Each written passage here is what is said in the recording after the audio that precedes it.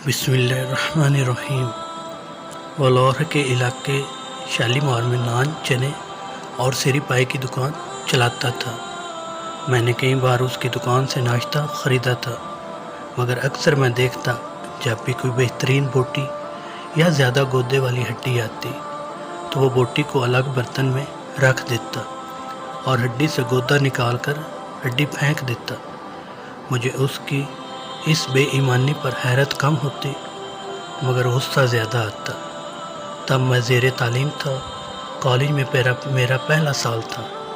बच्चों जैसी झिझक और खौफ मेरे अंदर था।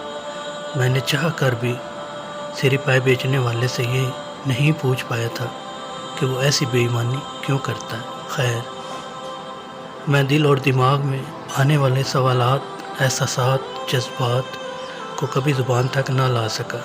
चाह कर भी उस दुकानदार को बातें ना सुना सका। अपनी तालीम मुकम्मल की और लाहौर को खैर आबाद कह दिया। आज ठीक तकरीबन 7 साल बाद मैं दोबारा उसी दुकान पर अपने दोस्त के हमरा नाश्ता करने गया। मैं मोटरसाइकिल से उतरा ही था कि एक नए मॉडल की गाड़ी ने आकर मेरे सामने ब्रेक लगाई और अंदर से उसी दुकानदार का मालिक निकला। मैंने उस दुकानदार को पहली नज़र में पहचान लिया और थोड़ी देर मुझे गौर से देखने के बाद वो दुकानदार भी मुझे पहचान गया। वो मुझे इंतहाई आजिज़ी और खुश असलूबी से मिला।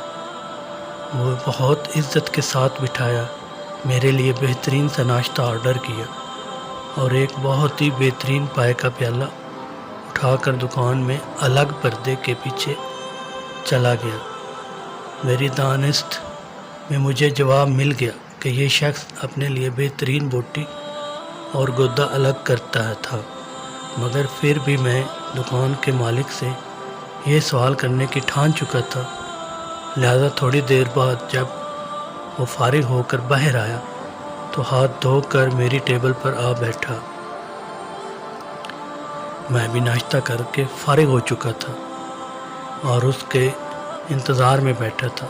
उसने आते ही एक बार भी फिर मेरा हाल अहवाल दरियाफ़्त किया।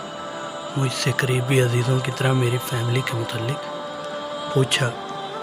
मैंने भी सब बातों का सरसरी सा जवाब दिया और आखिर में अपने जहन में मौजूद सवाल को उस दुकानदार के सामने रख दिया और बताया कि ये सरासर बेईमानी है। आप बेहतरीन चीज़ अपने लिए अलग कर लेते हैं। इस हराम की कमाई से आपने गाड़ी भी ख़रीद ली। मेरी बात सुनकर वो मुस्कुराया और फिर मुझे कहा कि तुम अभी भी बच्चे हो। इसके बाद उसने मुझे जो कहानी सुनाई उसके अख्ताम पर हम दोनों रो रहे थे। होटल के मालिक ने बताया कि मेरा नाम फ़हीम है, मैं साहवाड़ी स्टॉप पर रहता हूँ। मैं जो बेहतरीन बोटियाँ और हड्डियों का गोदा अलग करता था, वो एक औरत जो राह खुदा में मुझे से मांगने आती थी उसे दे देता था। आज वो औरत बूढ़ी हो चुकी है, चलने फिरने से आजिज़ है। जिस पर्दे के पीछे मैं खाना लेकर गया था वो वहीं बैठी हुई थी। मैंने उसको अपने हाथों से खाना खिलाया, उसका मुंह साफ़ किया और अपने हाथ साफ़ करके बाहर आ गया। मैं उस औरत को नहीं जानता। हकीकत ये है कि मुझे ये भी नहीं पता ये मुसलमान है या नहीं, मगर ये मुझसे मांगती अल्लाह के नाम पर थी। उसे नमाज, रोज़ा या कलमा का कुछ पता नहीं था, मगर चूँकि वो मेरे खालिक के नाम पर मांगती थी और मुझे पता था कि मेरे मालिक ने ही इसे मेरे दर पर भेजा है, इसलिए मैं सबसे बेहतरीन बोटी और गोदा अल्लाह की तरफ से भेजी गई इस औरत के लिए रख लेता था। अल्लाह ताला के नाम पर मांगने आने वाले किसी शख्स को आज तक मैंने खाली हाथ नहीं लुटाया, क्योंकि मैं बचपन में यतीम हो गया था। मेरी माँ लोगों के घरों में काम करती थी। बाज़ दफ़ा जब काम नहीं मिलता था تو فاقے کرنے پڑتے تھے۔ ان فاقوں کو میری ماں تو برداشت کر لیتی تھی، مگر میں نہیں جھیل پاتا۔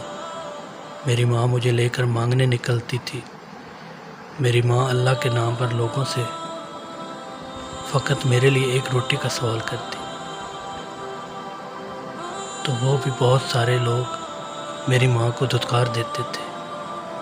میں نے اپنے کانوں سے سنا تھا، لوگ میری ماں سے کہتے تھے کہ رات میرے ساتھ گزارو تو صبح تم دونوں کو، ماں بیٹے کو جہاں سے کھاؤ گی کھانا کھلاؤں دوں گا۔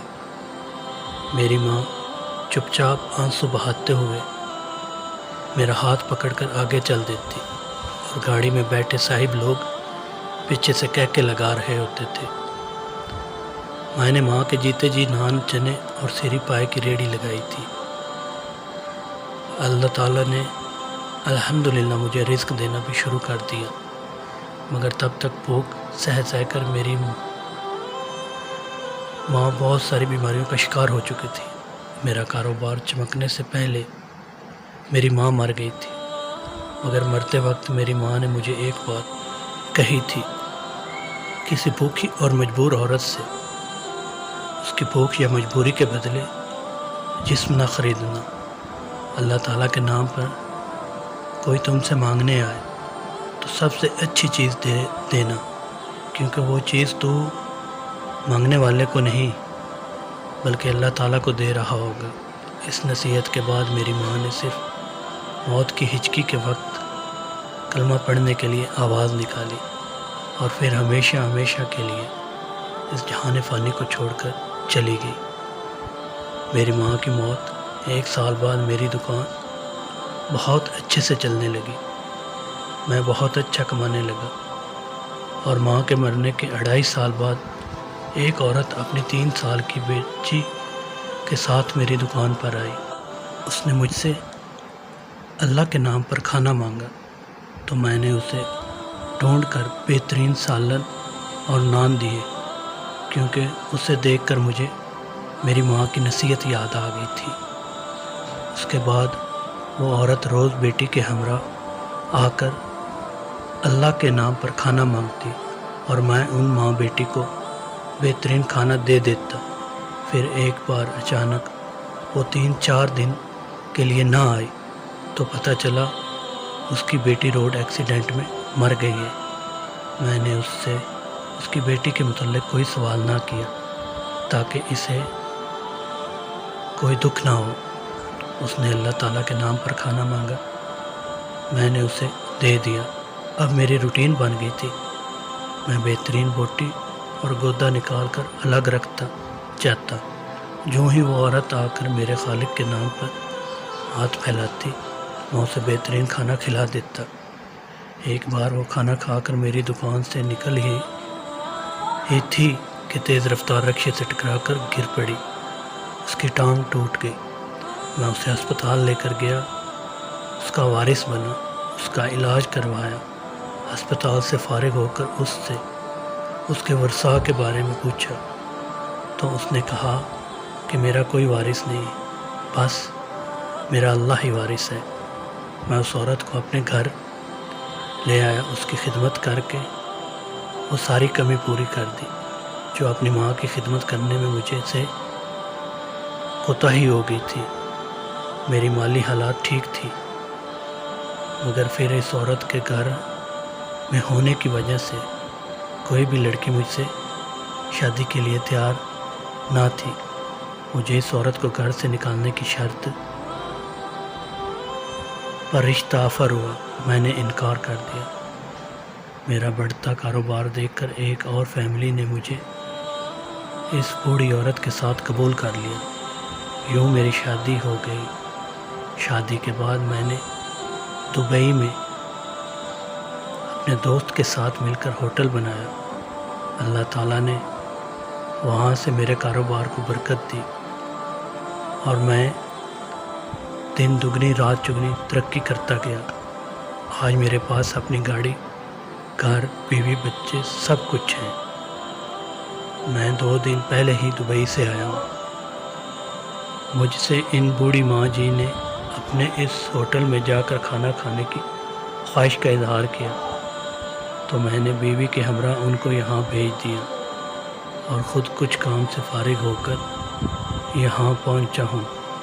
ان کو کھانا کھلانے کے بعد میں نے آپ کو ٹائم دیا، اب دونوں چلتے ہیں، انشاءاللہ پھر ملیں گے۔ ملاقات کے اختتام پر میرا دوست اور دکاندار تینوں کی آنکھوں میں آنسو تھے، جبکہ دکاندار پر آئے گاہک ہمیں حیرت سے دیکھ رہے تھے۔ میں نے ناشتے کا بل دینا چاہا مگر فہیم نے لینے سے انکار کر دیا۔ میری لاکھ ضد پر بھی وہ نہ مانا تو میں نے مصافحہ کرنے کے لیے ہاتھ آگے بڑھایا۔ جو ہی فہیم نے میرے ہاتھ سے ہاتھ ملایا تو میں نے بے ساختہ فہیم کے ہاتھ پر بوسہ دے دیا اور الوداع کہہ کر چل دیا۔ اس موقع کے بعد میں نے لوگوں کو منفی نظر سے دیکھنا چھوڑ دیا۔ اس موقع نے میری سوچ بدل دی اور میں چاہتا ہوں میرے قائرین اکرام کی منفی سوچ بھی بدل جائے، آپ بھی ہر کام میں خیر کا پہلو تلاش کرنے لگیں۔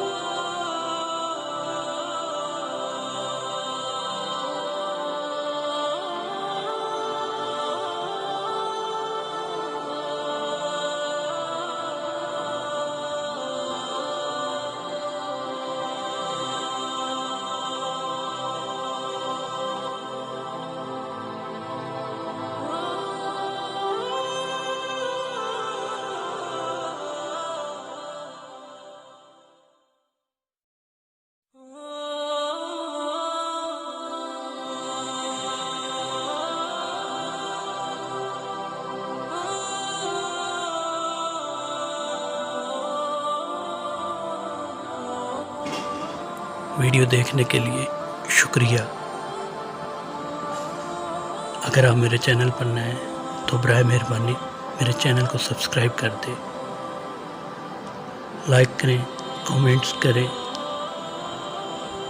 اور دوستوں میں شیئر کریں۔